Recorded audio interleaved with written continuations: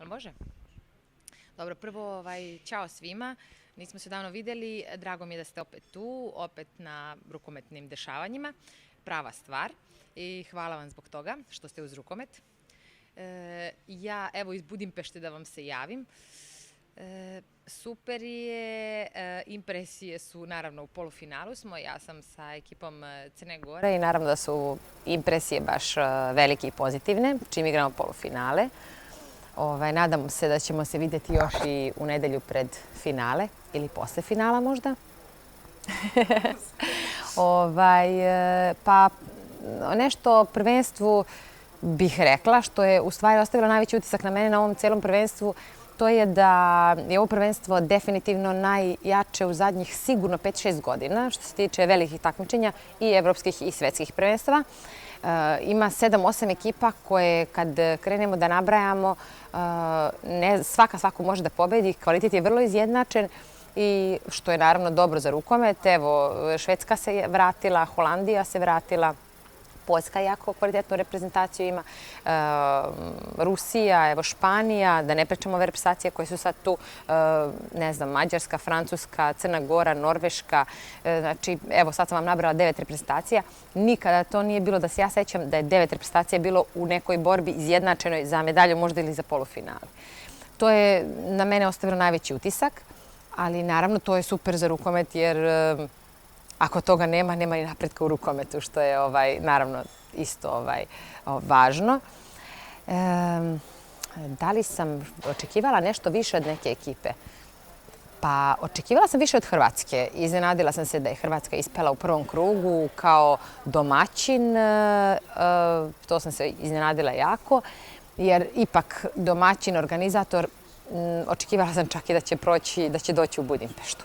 To sam očekivala od njih, obzirom na to da znam igračice i da je ekipa jako dobra i iskusna, nije ni mlada. Tako da iz tog razloga mi je i žao, jer mislim da su zaslužile devojke, ali eto nisu pokazale to na terenu, a znamo da to mora se pokaže na kraju krajeva. I iznenadila me je Srbija koja također nije prošla prvi kruga, vice šampionija sveta. Eto, oni čak imaju to neko, da kažemo, opravdanje jer je veći deo ekipe i tih glavnih igrača nosioca igre povređen bio, tako da oni nisu mogli jednostavno zbog tih povreda i zbog tih stvari koji su ih izbacili iz treninga da se pokažu u pravom svetlu. I zbog njih mi je, da kažem, isto žao što nisu sada ovde. Mislim da bi im bilo mesto ovde.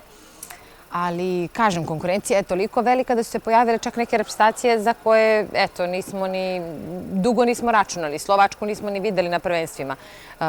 Poljska je iznenađenje svima, meni lično nije, zato što smo igrali kvalifikacije sa njima i vrlo jedna jako ozbiljna ekipa. Vidi se da dobro rade, da imaju neki svoj sistem i tako. Eto, to je onako oko svih ekipa nešto u globalu što bi mogla da kažem. A što se tiče polufinala današnjeg, pa sad su ove sve poznati protivnici. Mi igramo protiv Španije, u međusobnom skoru smo mi bolji, ali opet Španija i jako nezgodna ekipa. Ima ekipu staru, ekipu sa svetskog, ekipu sa evropskog. Praktično oni su tu iskusni, samo što sad u formi. Znači, tu nema nekih novih igrača, nema nekih prevelikih rotacija za koje mi ne znamo.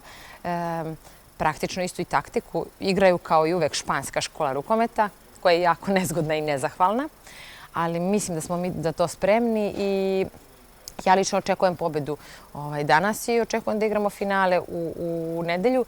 A u nedelju, šta god da se desi, mislim da je velika, velika stvar uzeti medalju na ovakvom takmičenju, pogotovo za Crnu Goru koja je, evo, opet dokazuje da je mesto u vrhu samog rukometa i to na Evropskom prvenstvu koje je mnogo jače od svetskog.